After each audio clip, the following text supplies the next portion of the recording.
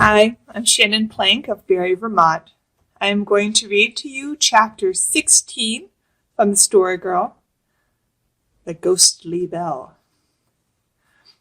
Friday was a comfortable day in the household of King. Everybody was in good humor.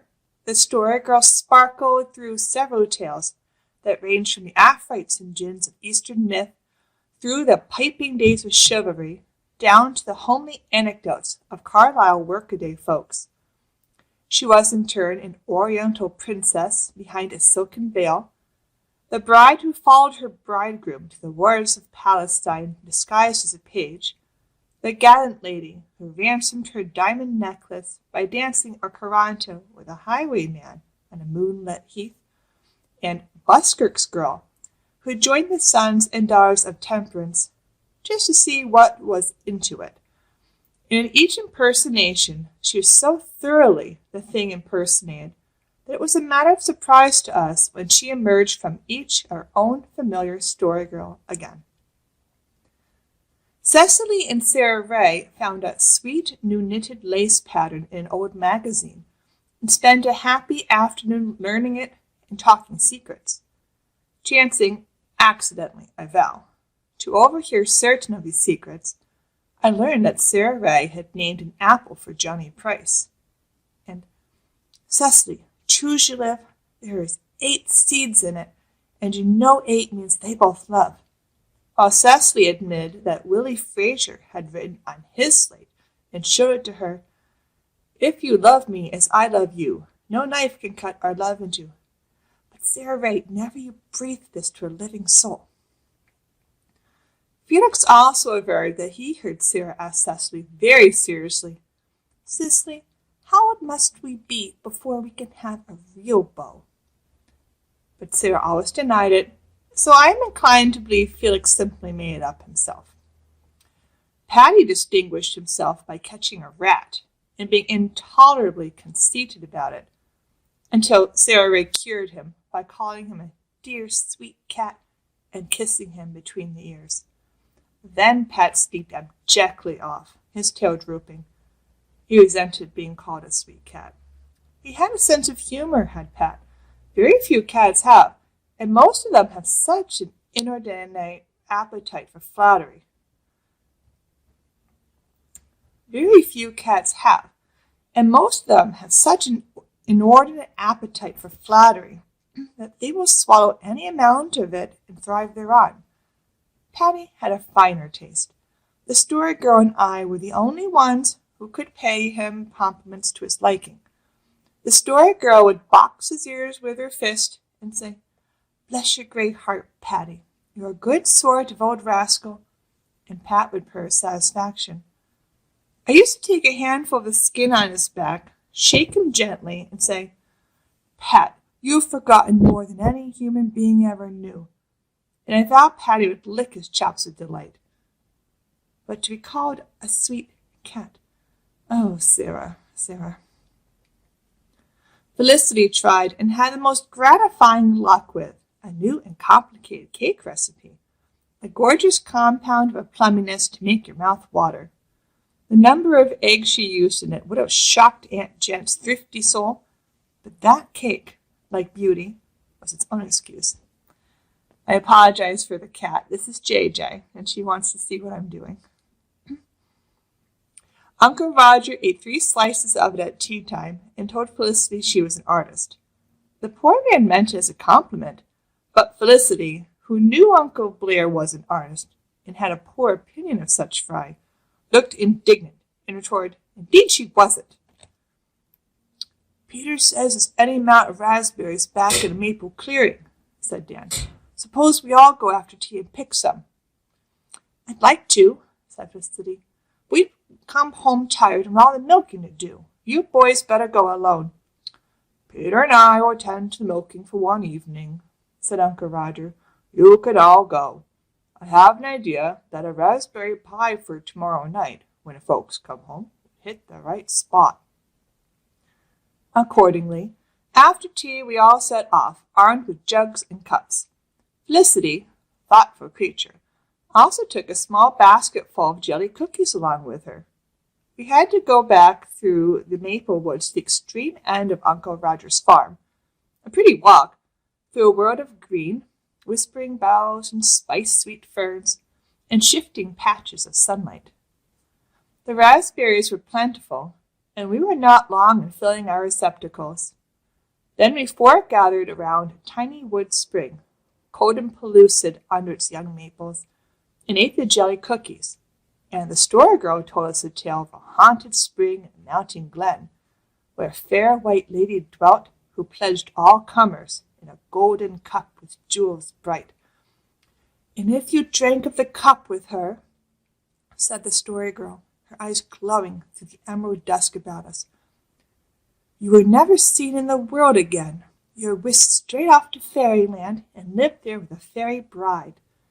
And you never wanted to come back to earth, because when you drank of the magic cup, you forgot all your past life, except for one day in every year when you are allowed to remember it. I wish there was such a place as fairyland, and a way to get to it, said Cecily. I think there is such a place, in spite of Uncle Edward, said the Story Girl dreamily. And I think there is a way of getting there, too, if we could only find it. Well, the Story Girl was right.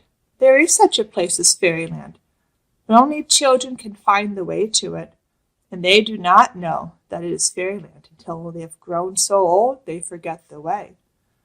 One bitter day, when they seek it and cannot find it, they realize what they have lost, and that is the tragedy of life. On that day, the gates of Eden are shut behind them, and the age of gold is over. Henceforth, they must dwell in the common light of common day. Only a few, who remain children at heart, can ever find that fair lost path again, and blessed are they above mortals.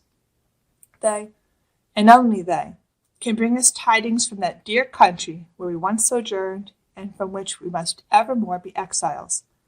The world calls them its singers and poets, and artists and storytellers, but they are just people who have never forgotten the way to Storyland. The world calls them its singers and poets and artists and storytellers, but they are just people who have never forgotten the way to Fairyland. As we sat there, the awkward man passed by, with his gun over his shoulder and his dog at his side. He did not look like an awkward man there in the heart of the maple woods. He strode along right masterfully and lifted his head with the air of one who is monarch of all he surveyed. The Story Girl kissed her fingertips to him with a delightful audacity which was a part of her, and the awkward man plucked off his hat and swept her stately and graceful bow. I don't understand why they call him the awkward man, said Cecily when he was out of earshot. You'd understand why if you ever saw him at a party or a picnic, said Felicity, trying to pass plates and dropping them whenever a woman looked at him. They say it's pitiful to see him. I must get well acquainted with that man next summer, said the Story Girl. If I put it off any longer, it'll be too late. I'm growing so fast, Aunt Olivia says I'll have to wear ankle skirts next summer. If I begin to look grown up, he'll get frightened of me, and then I'll never find out the golden milestone mystery. Do you think he'll ever tell you who Alice is? I asked. I have a notion who Alice is already, said the mysterious creature, but she would tell us nothing more. When the jelly cookies were all eaten, it was a high time to be moving homeward, for when the dark comes down, there are more comfortable places than a rustling maple wood in the precincts of a possibly enchanted spring. When we reached the foot of the orchard and entered through a gap in the hedge, it was the magical, mystical time of between lights. Off to the west was a daffodil glow hanging over the valley of lost sunsets, and Grandfather King's huge willow rose up against it like a rounded mountain of foliage. In the east, above the maple woods, was a silvery sheen that hinted the moonrise. But the orchard was a place of shadows and mysterious sounds. Midway up the open space in its heart we met Peter, And if ever a boy was given over to sheer terror, that boy was Peter. His face was as white as a sunburned face could be, and his eyes were brimmed with panic. "Peter, what's the matter?" cried Cecily. "There's something in the house ringing a bell," said Peter in a shaking voice. Not the Story Girl herself could have invested that something more of a creepy horror. We all drew close together. I felt a crinkly feeling along my back, which I'd never known before. If Peter had not been so manifestly frightened, we might have thought he was trying to pass a joke on us. But such abject terror as his could not be counterfeited. "Nonsense," said Felicity, but her voice. "There isn't a bell in the house to ring. You must have imagined it, Peter, or else Uncle Roger's trying to fool us." "Your Uncle Roger went to Markdale right after milking," said Peter. "He locked up the house and gave me the key. There wasn't a soul in it then, that I'm sure of. I drove the cows to the pasture, and I got back about 15 minutes ago. I sat down on the front doorsteps for a moment, and all at once I heard a bell ring in the house 8 times. I tell you, I was scared. I made a bolt for the orchard, and you won't catch me going near that house till your Uncle Roger comes home." You couldn't catch any of us doing it. We were almost as badly scared as Peter. There we stood in a huddled, demoralized group. Oh, what an eerie place that orchard was. What shadows, what noises, what spooky swoopings of bats. You couldn't look every way at once, and goodness only knew what might be behind you. "There can't be anybody in the house," said Felicity. "Well, here's the key. Go and see for yourself," said Peter. Felicity had no intention of going and seeing. "I think you boys ought to go," she said, retreating behind the defense of sex. "You ought to be braver than girls." "Well, we ain't," said Felix candidly. "Well, I wouldn't be much scared of anything real, but a haunted house is a different thing." "I always thought something had to be done in the place before it could be haunted," said Cecily. "Somebody killed or something like that, you know. Nothing like that ever happened in our family. The Kings have always been respectable." "Perhaps it's Emily King's ghost," whispered Felix. "She never appeared anywhere but in the orchard," said the Story Girl. Oh, children, isn't there something under Uncle Alex's tree?" We peered fearfully through the gloom. There was something that wavered and fluttered, advanced, retreated. "That's only my old apron," said Felicity. "I hung it there today when I was looking for the white hen's nest. Oh, what shall we do? Uncle Roger may not be back for hours. I can't believe there's anything in the house." "Maybe it's only Peg Bowen," suggested Dan. There's not a great deal of comfort in this. We're almost as much afraid of Peg Bowen as we would be of any spectral visitant. Peter scoffed at the idea. "Peg Bowen wasn't in the house before your Uncle Roger locked it up, and how could she get in afterwards?" he said. "No, it isn't Peg Bowen. It's something that walks." "I know a story about a ghost," said the Story Girl, the ruling passion strong even in extremity. "It is about a ghost with eye holes, but no eyes." "Don't!" cried Cecily hysterically. "Don't you go on. Don't you say another word. I can't bear it. Don't you?" The Story Girl didn't, but she had said enough. There's something in the quality of a ghost with eye holes but no eyes that froze our young blood. There never were in all the world 6 more badly scared children than those who huddled in the old King orchard that August night. All at once, something leaped from the bough of a tree and lighted before us. We split the air with a simultaneous shriek. We would have run, one and all, if there had been anything to run to. But there wasn't. All around us were only those shadowy arcades. Then we saw with shame it was only our Patty. Pat, I said, picking him up, feeling a certain comfort in a soft, solid body. "Stay with us, old fellow." But Pet would none of us. He struggled out of my clasp and disappeared over the long grasses with sunless leaps. He was no longer a tame, domestic, well-acquainted Paddy. He was a strange, furtive animal, a questing beast. Presently the moon rose, but this only made matters worse. The shadows had been still before. Now they moved and danced as the night wind tossed the boughs. The old house, with its dreadful secret, was white and clear against the dark background of spruces. We were woefully tired, but we could not sit down because the grass was reeking with dew. The family ghost only appears in daylight, said the Story Girl. I wouldn't mind seeing ghosts in daylight, but after dark is another thing. There's no such thing as a ghost, I said contemptuously. Oh, I wish I could believe it. Then what rung that bell? Said Peter. Bells don't ring of themselves, I suppose, especially when there ain't any in the house to ring. Oh, will Uncle Roger never come home? Sobbed Felicity. I know he'll laugh at us awful, but it's better to be laughed at than scared like this. Uncle Roger did not come until nearly 10. Never was there more welcome sound than the rumble of his wheels in the lane. We ran to the orchard gate and swarmed across the yard, just as Uncle Roger alighted at the front door. He stared at us in the moonlight. Have you tormented anyone into eating more bad berries, Felicity? He demanded. Oh, Uncle Roger, don't go in, implored Felicity seriously. There's something dreadful in there, something that rings a bell. Peter heard it. Don't go in. There's no use asking the meaning of this, I suppose, said Uncle Roger with the calm of despair. I've gave up trying to fathom you young ones. Peter, where's the key? What yarn have you been telling?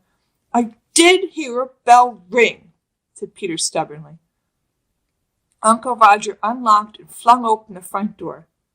As he did, sweet and clear, rang out 10 bell-like chimes. That's what I heard, cried Peter. There's the bell.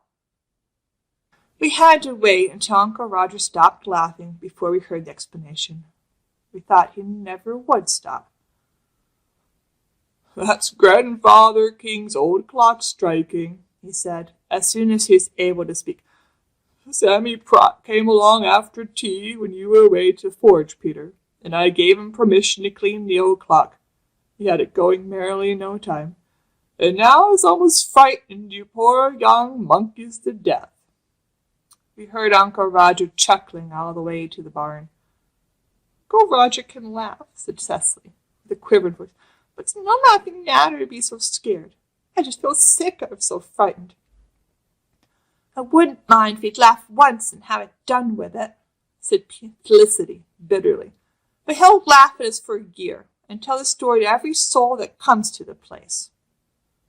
You can't blame him for that, said the Story Girl. I shall tell it too. I don't care if the joke is as much on myself as anyone. A story is a story, no matter who it's on. But it is hateful to be laughed at, and grown-ups always do it. And never will when I'm grown up. I'll remember better. It's all Peter's fault, said Felicity. I do think he might have had more sense than to take a clock striking for a bell ringing. I never heard that kind of a strike before, protested Peter. It don't sound a bit like other clocks. The door's shut, it sounds kind of muffled. It's all very fine to say you would have known it was. But I don't believe you would. I wouldn't have, said the Story Girl honestly. I thought it was a bell and I heard it, and the door opened too. Let's be fair, Felicity. I'm dreadful tired, sighed Cecily. We were all dreadful tired, for this was a third night of late hours and nerve-wracking strain. But it was over 2 hours since we had eaten the cookies, and Felicity suggested that a saucerful apiece of raspberries and cream would not be hard to take. It was not, for anyone but Cecily, who couldn't swallow a mouthful. I'm glad Father and Mother will be back tomorrow night, she said. It's too exciting when they're away. That's my opinion. Thank you for listening. Have a wonderful day.